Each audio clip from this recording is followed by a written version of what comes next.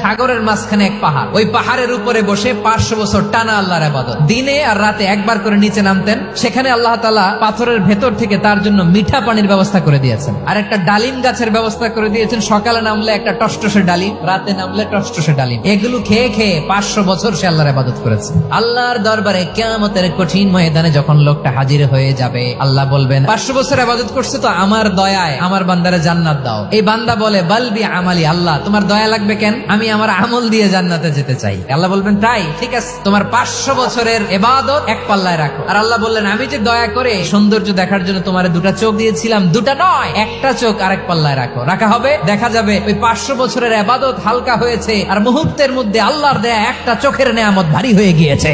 ফলাফল দেখো, হিসাব বলে তুমি এখন জাহান্নামে যাবা, যাও এবার জাহান্নামে যাও। এবার লোকটা কাচুমাচু করে বলে আল্লাহ এবার আমি বুঝতে পেরেছি তোমার দয়া ছাড়া দুনিয়ায় কেউ জান্নাতে যেতে পারবে না।